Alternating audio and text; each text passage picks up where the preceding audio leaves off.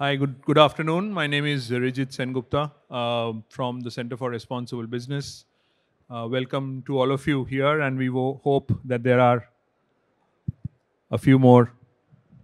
We hope there are a few more people who are going to come join us to listen into this very exciting and a very important conversation on sustainable palm oil. Just to set the context before we begin, the Center for Responsible Business is represented by myself and my colleague here, Bhavya, and together with our colleagues from WWF, represented by Vishal, Dev, by the Roundtable on Sustainable Palm Oil, represented by Akash Arora, and of course our colleagues from the Rainforest Alliance. In the year 2018, we launched an initiative called the Sustainable Palm Oil Coalition for India. The Sustainable Palm Oil Coalition for India, the mission of this initiative is to support the Indian industry to drive the transition towards sustainable palm oil.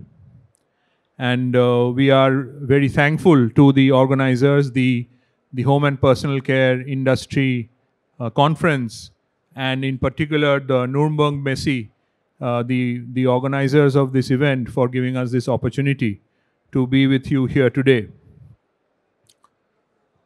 We are in the city of Bollywood, and it'll be good to, especially after the afternoon session, to start on a note to sort of excite a little bit and engage all of you. Raise of hands, how many of you have watched RRR? Okay, great. All right, thank you. In RRR, there was, I don't know if you saw in fine print, there was before the movie started, there was a caption which said, the production of this film did not harm any animal or treated them cruelly.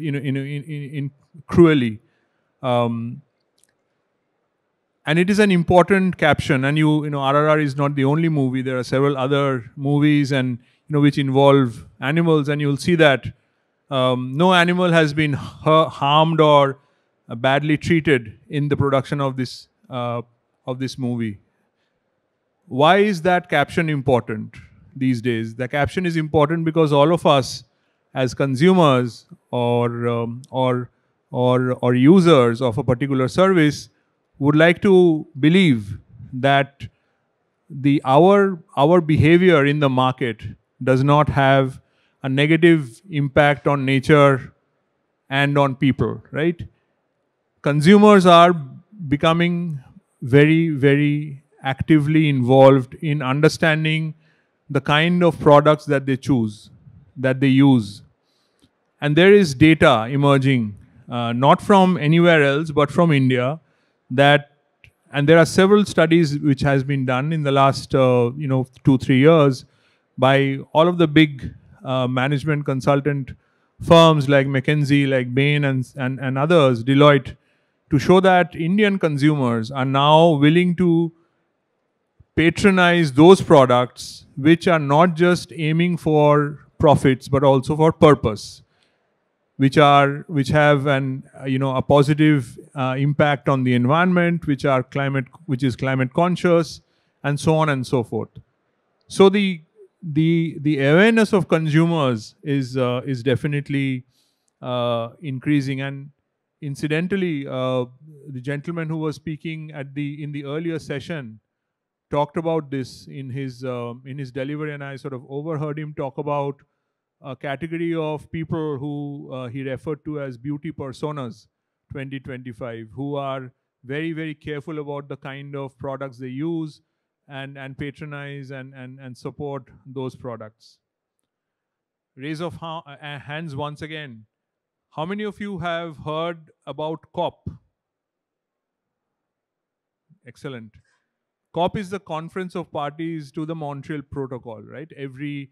A lot of countries got together and they said that, the greenhouse gas in the environment is harmful and we have to come together to reduce the impact of greenhouse gas, which is on the environment, global warming.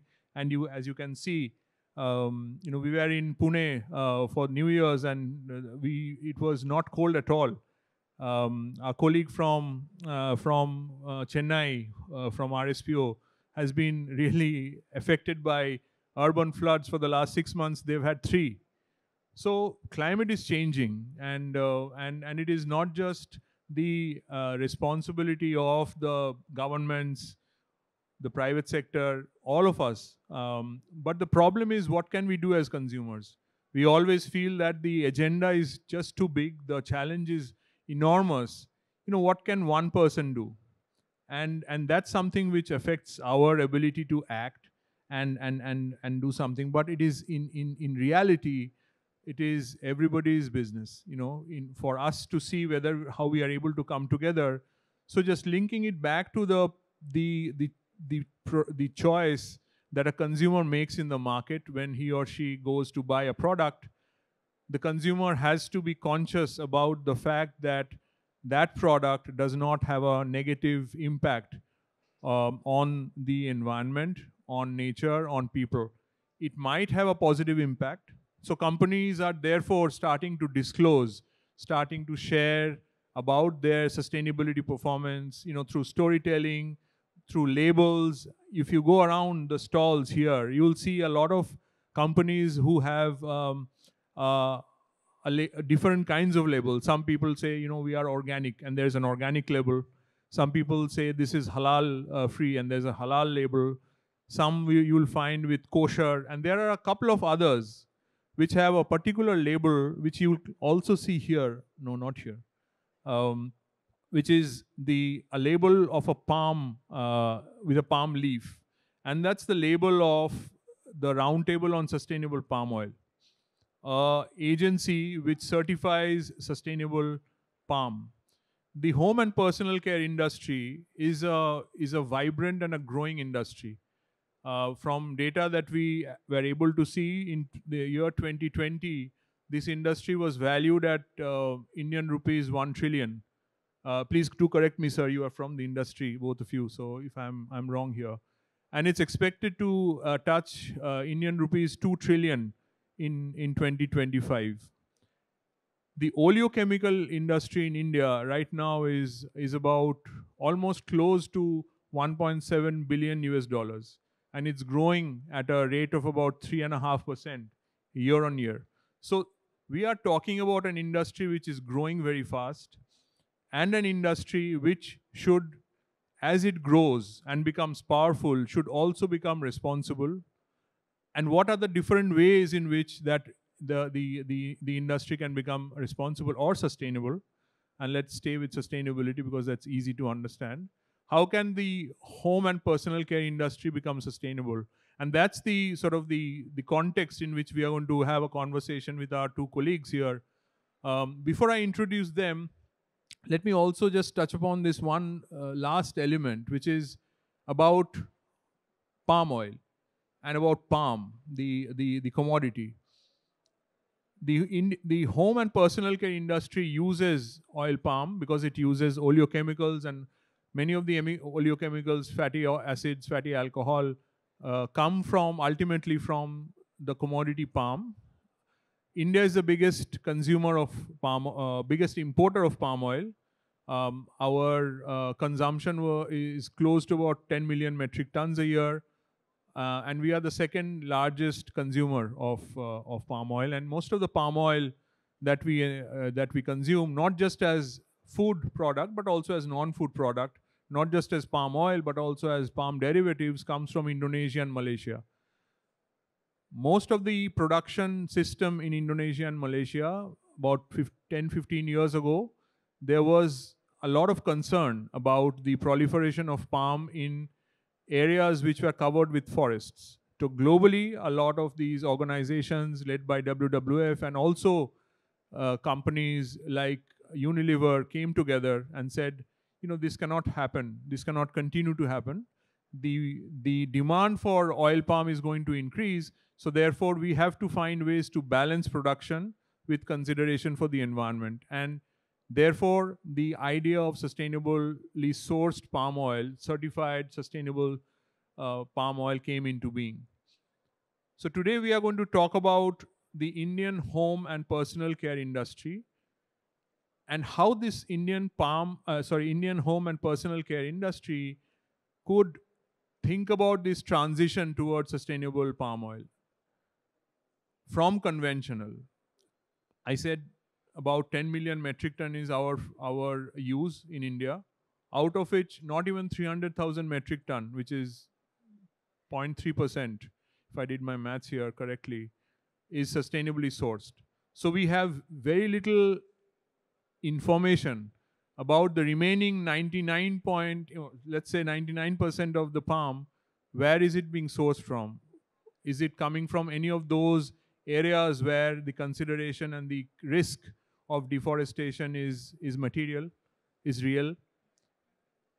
Globally, a lot of international organizations, many of the OECD countries who are here also in this hall, and with their representatives, they are becoming increasingly conscious about the challenge of deforestation and implication on climate.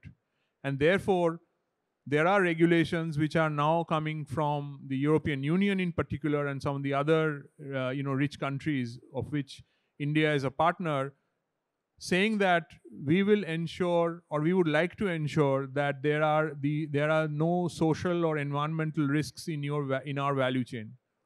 So if we were to export or engage with some of these European companies going forward, there are certain requirements that we will have to do in India. The good news is that all of this is possible. The logo or the sign that you see here is of Sustainable Palm Oil Coalition for India, which is as I said, an organization or an initiative which now brings together about 30 of the top users of palm oil from the FMCG and the personal care and the cosmetics industry.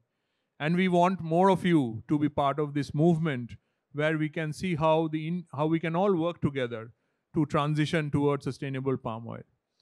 So with that, I'm going to now sort of start our conversation with our colleagues from two of the very important, and I would say sustainability champions from India. Two companies which have realized the business case and also the purpose in transitioning towards using sustainable palm oil. On my right, on my extreme right, is Mr. Mahesh Kasbekar. He is the Assistant Vice President of VVF. VVF is a company, and of course, sir, you can also briefly mention about your company as we go. On my next to me on my right is Harshal Thakare, who's from an organization or a company called Galaxy Surfactants, and another sustainability champion, and who has been associated with this movement on sustainable palm oil for a long time. Welcome to both of you. Thank you for joining us. And on my left, we have Akash Deep Arora from the Roundtable for Sustainable Palm Oil, who handles stakeholder engagement in South Asia. So welcome, Akash. If I may start with you, Kasbekar Saab, in terms of your organization, if you can briefly introduce in a couple of minutes your organization and tell us, why do you think a conversation on sustainable palm is important in a home and personal care industry event in India today? Over to you, sir. Yeah. Hi.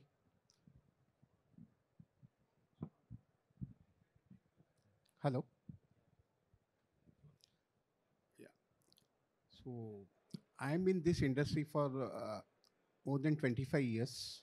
So I have started with the coconut and with VVF in the palm. As far as VVF is concerned, we are the oleochemical manufacturer. We have a global print. We have plants in US, uh, Europe, and Southeast Asia also, and Africa. As far as India is concerned, we have oleochemical complex, and we manufacture fatty alcohol, fatty acids, and glycerin. Now, fatty alcohol basically You are buying the personal care products. So we make the basic raw material that is called a fatty alcohol. 12-14 alcohol is one of the grade. Like that, we have multiple grades. Okay. Now, we are in this journey of palm from in India from 2015 onwards. So almost 8 years is over. But one of the thing is what we see is people are looking more towards the compliance rather than the necessity, because we feel like I feel that there is no customer pool. Like there is some mandate for the corporates, and based on that they work. So if there is a pool from the end customers, automatically things will work smooth. The way our COVID has come, so there was a necessity, and people have moved towards a basic standard of living or basic cost. Like so similarly, I feel that journey is very important as far as we have to go for the sustainability. Because today, the stakeholders at the various levels, they look more towards the compliance. As he has mentioned, the sustainable palm import in India, like total import is around 10 millions. So of which hardly maybe he has taken actually overtaken maybe 3 millions. I feel it is very hardly maybe 10 to 15%, or maybe it is coming as a sustainable.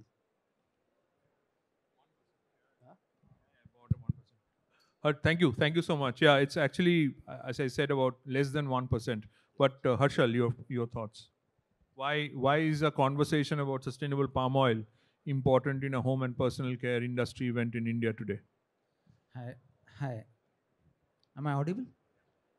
So, my name is Harshal Thakre. I'm from Galaxy Surfactants Limited. First of all, thank you to CRB for inviting me to speak on this topic.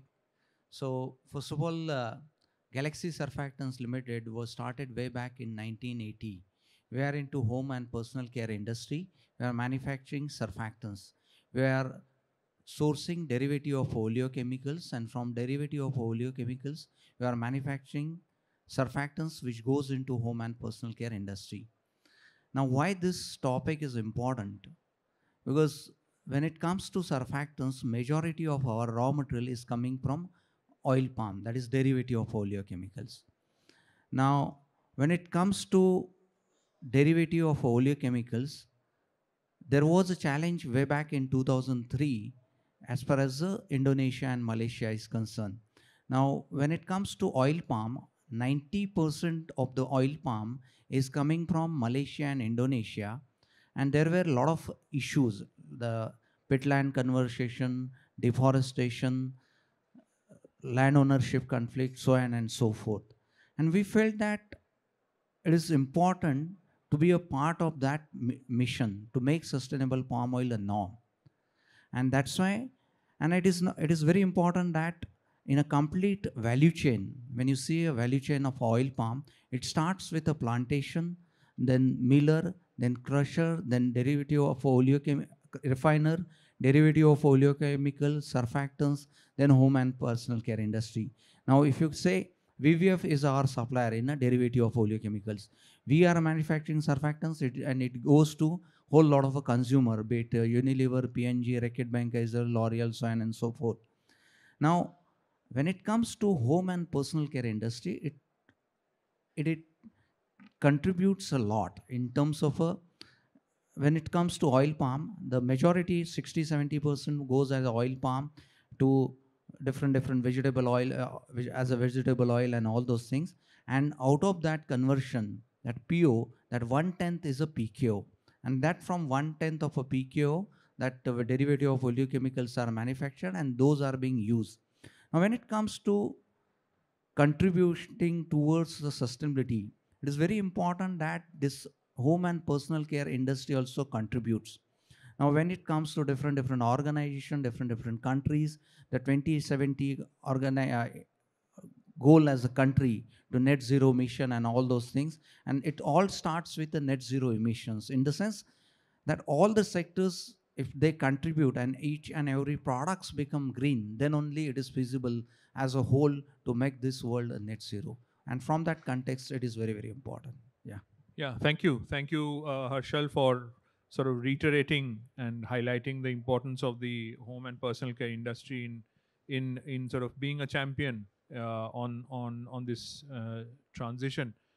Um, you Kazbekar Saab, just to you again, um, the company that you represent has been a champion of sorts in terms of this whole transition towards sustainable palm oil, and using the experience that you had right from the beginning. Like for example, here today, we there are about 100 exhibitors, and if going forward, you know uh, maybe 20% of them start to be involved in this whole journey, it would do uh, a great deal in sort of moving the industry towards on that pathway towards sustainable palm oil.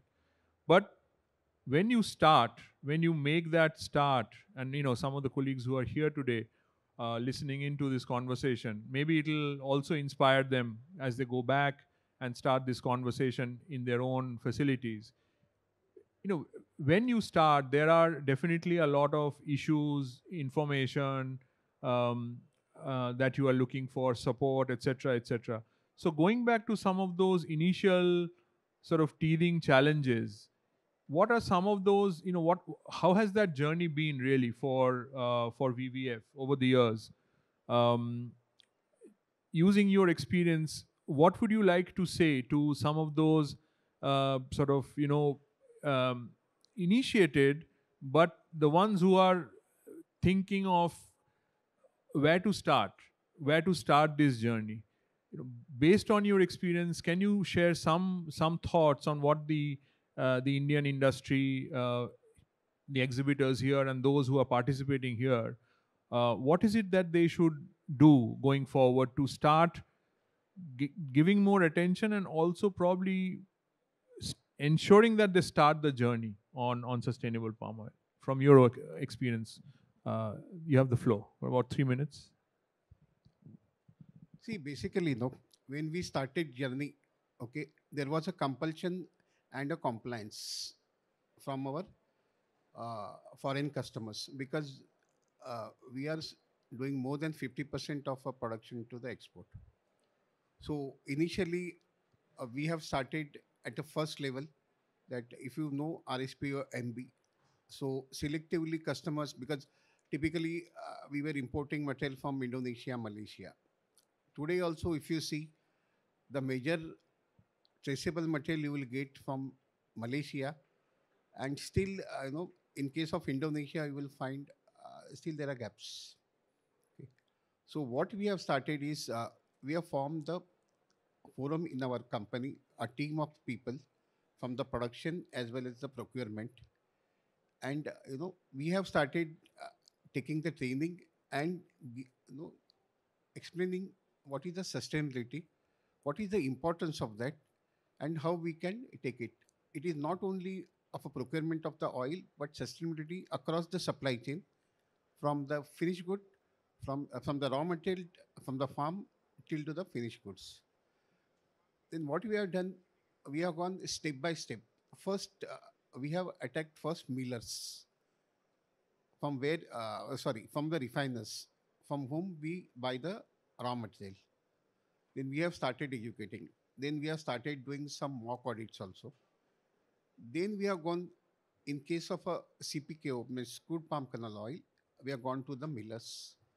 Then we are told we want, you know, we had meetings, because we have a Indonesia office also. Our local people also, they have worked with the Indonesia, Malaysia people.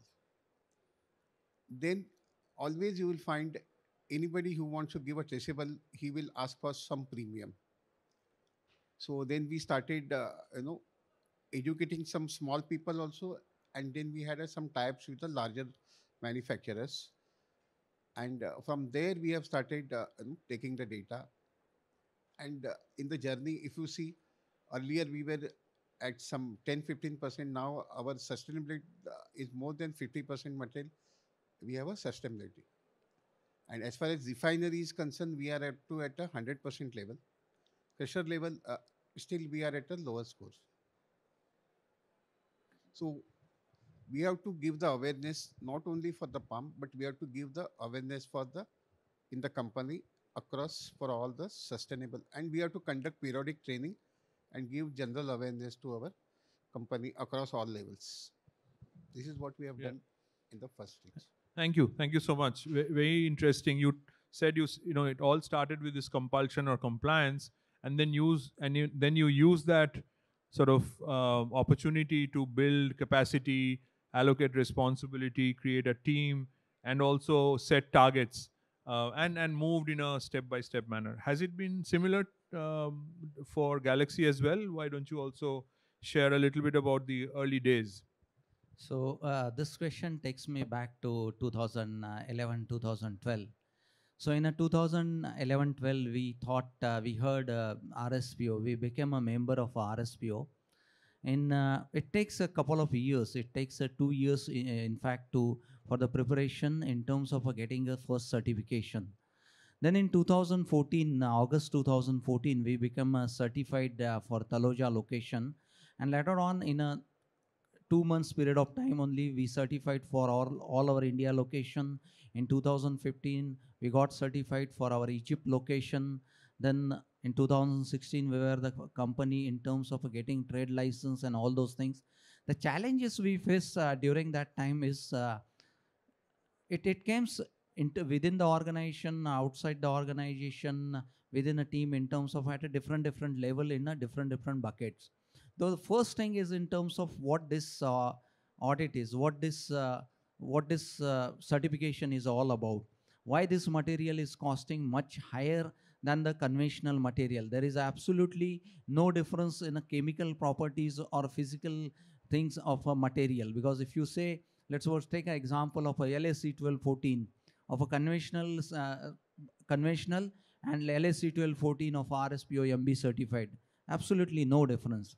When it comes to then in terms of how this accounting will take place and all those things, everything in terms of integrating material flow, information flow, everything needs to be trained, everything needs to be taught. Then in terms of a documentation flow, how supplier is going to capture those details, how customer is going to capture those details, how we are going to carry out that material balancing, how we are going to showcase that material balancing during the audit process and all those things. So all these challenges were there, and all those challenges were explained to the team by training. So these were the challenges we face during that period. Great.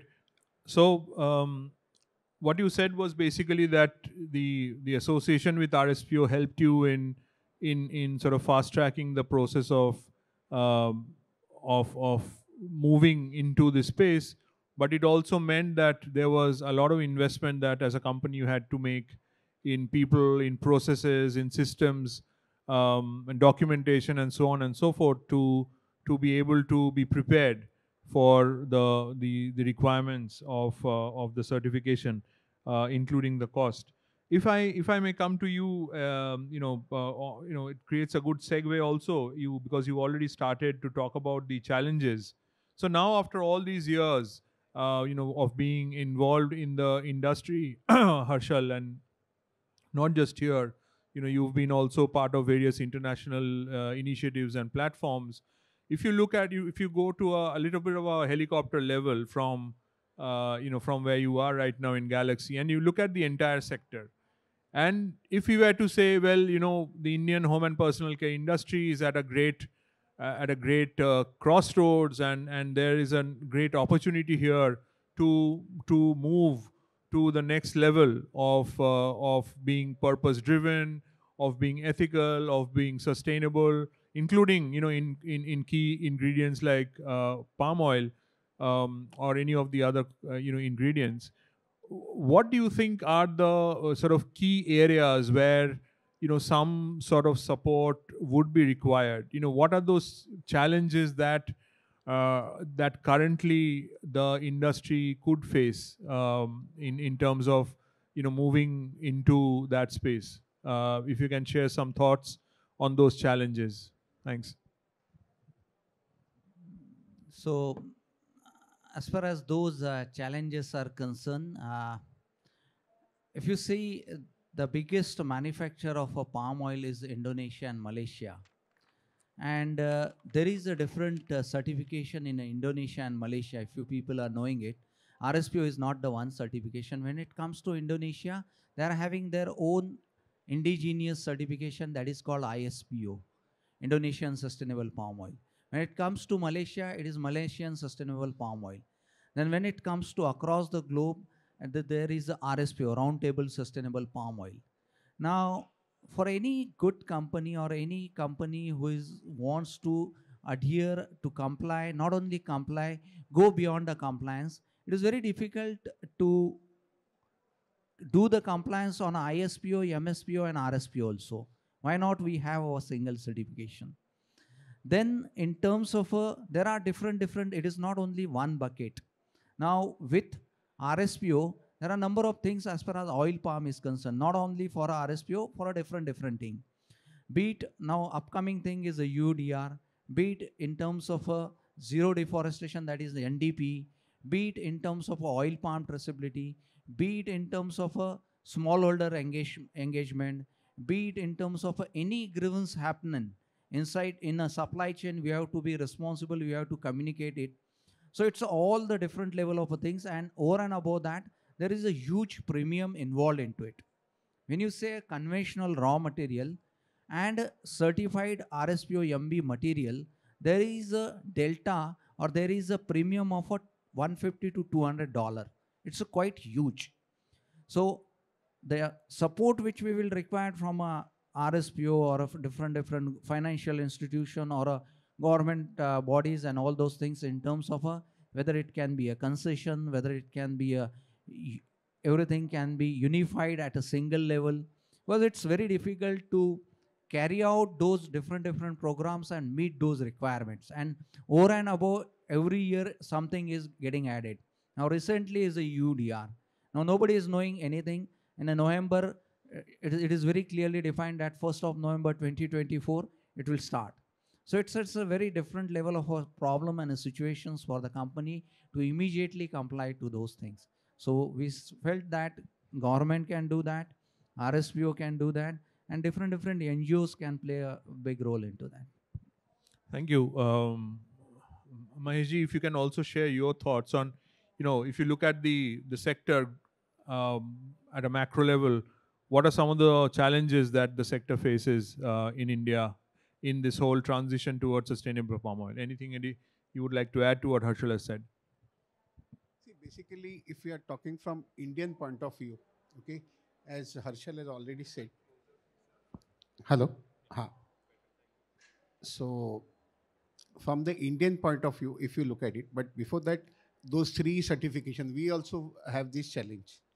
So, one of the important thing is if we have to have a sustainable, I'm more focusing on the palm, is the edible oil lobby, which is our C of India. If while importing, if they will put, or Indian government, if they will put some, benefit or something, if they will give some concessions, so that will help for the industry, and which will help, it will be on a mass scale basis. Today, earlier also I have said that people are more looking from the compliance basis rather than, it is like a customer requirement. So if we want to have this journey fast, so our Indian government also should promote and give more subsidy or some recognition, so which will help us. Great, thank you. You mentioned about the harmonization of standards and certification, and you also mentioned about incentives, especially through some measures, trade measures, or some other tax benefits, and so on and so forth, which can be considered. And as I spoke, we have been engaging on these issues with the government, both the Ministry of Commerce and Industries, and also the Ministry of Agriculture. So on both ends of the spectrum, both the production and the import. Let me turn to you at this point. You've been patiently listening to this conversation, Akash. about the journey that these champions now, the ambassadors really of sustainable palm oil in India, in the home and personal care industry, the kind of journey that they have had and how they have moved into this space. But in spite of the fact that, and given the experience that both of these companies and the gentlemen have, they have been able to give us some very, very critical highlights of what are the challenges, what challenges still remain. Given where you are at RSPO, and you engage with the stakeholders, not just in India but in the region, can you briefly explain about the work that RSPO does in India, and also how do you think that RSPO have or can come in and address some of the challenges that you've heard them speak? Thanks. You have about 5 minutes. Yeah, thank you, Rijit, and thank you, CRB and HPCI for the opportunity. And also, when you have a very senior and stalwart speakers on the dais, there is much there from listening. You can learn than speaking. So thank you so much. Now, as far as RSPO is concerned, I guess we all have already understood the reason for such organization. Which can focus on sustainability. Rijit has already spoken about it in his opening remarks. But before I go to that, let's understand, the palm oil, the industry actually started growing in late 60s to 70s in Southeast Asian countries. And after looking at them for 30 years, the organization like WWF and Hindustan Unilever and so forth, other not-for-profit organizations, they understood, that we cannot let these, operation keep on going without anybody, making them realize what their responsibility is. So this is how, in 2004, the RSPO was formed. And since then, until today, in 20 years, today now we have more than 5,600 members across the globe. So that's a huge number when you try to understand in just 2 decades of time. And in order to understand the multiplier effect of that, you can understand how many people would be associated with that, and that could grow to close to more than million people associated with the entire industry here. So talking about that, RSPO now has as I said, in India also we also have more than 180 members. Out of them, 108 are active members. We have been able to certify 142 facilities, supply chain facilities in India as well. And when I say these, we have been able to certify, those facility, it means that there are a lot of people who are also thinking about, going sustainable in their own direction, in their own way they can do. VVF and Galaxy being the oldest member of RSPO's India operation as well. Now, why we need, organizations and what RSPO does, overall globally for us is that we set the principles and criteria on the basis of which these certifications are provided. Those 5,600 members themselves, decide what kind of standards we want, and so that we can, account ourselves sustainable. We can call ourselves sustainable. This is where RSPO, comes in the picture, and this is what certification is all about. In India also, we are very glad that 108 members are actually, combined with us, and more are joining every year. And we see sustainable and responsible, progress in the country as well. The other thing important is to understand is that we are already, as Vijay has also said, that we are slowly becoming powerful as well. What he meant was that from early 20s till now, India now is #1 importer of palm oil in the world. We have over crossed China also now, and more than 10 billion worth of palm oil we are importing every year. Similarly, that requires that is US dollar. Sorry. So 10 billion US dollar worth of palm oil we are importing every year. Looking at it, government realized that we cannot let it go, like this forever. And that is how when the national mission on edible oil, on oil palm, focusing on oil palm, was started. In 2014, this national mission, identified 28 lakh hectare area where palm oil will be cultivated by 2028. Currently, we are only cultivating in 3 lakh hectare area. So you can imagine that the government is also aiming for the 10-fold increase in less than 7 to 8 years. So that is the kind of impact we are looking at. And This is where RSPO comes in picture. We don't want them to make the same mistake that other countries did, and we want to handhold them, we want to support them, and the best way we can do. So this is our role here. Thank you so much. Thank you so much, Akash, for that. Uh, and just if I may stay with, if you can stay with a couple of more minutes, you said that there has been an incremental and a fairly positive growth in the number of members that you've seen as far as RSPO is concerned in India. If you were to speak to the 100 people here, and assuming that some of them are listening to you now as you speak, what is those two or three key messages that you would like to sort of share with them to convince them that this is the right thing to do, and not just the right thing to do, this is also the most business enabling thing to do, this whole transition towards sustainable palm oil, if you had to make an elevator pitch? Uh, Thank you, Rijit. Rijit, I think the most important element here, we as in large, industry as a large need to understand is that why are we actually using palm oil and not the other oil? The main important aspect here is the yield. Everybody needs to understand palm oil per hectare has more yield than any other oil.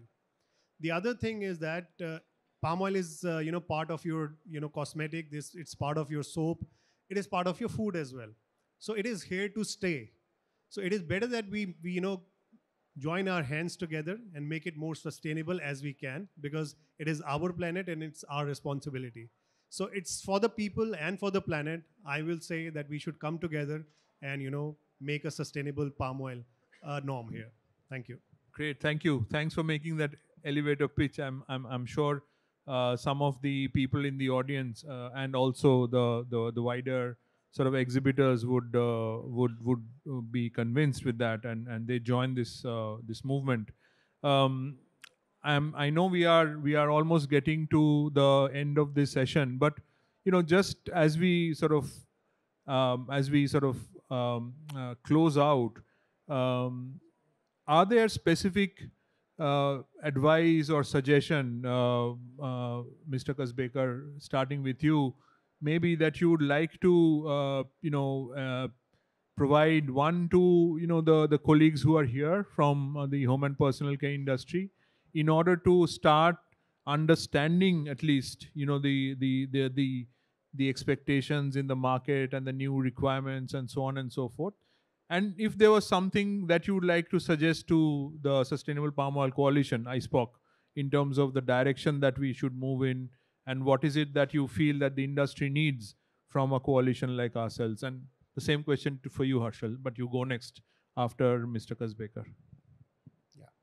So as far as ISPOC is concerned, I think you should, basically, we should approach to the government and see how we can give some benefit, because if you buy sustainable palm oil, so we have to pay, as he has said, it is around $150 to $200 per ton.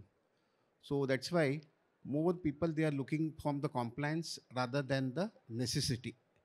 So if you want to bring as a necessity, then Indian government, you have to work with the Indian government, and you have to make a case, and you have to give at least for next 4 to 5 years some incentive or something, some recognition from the to the industry.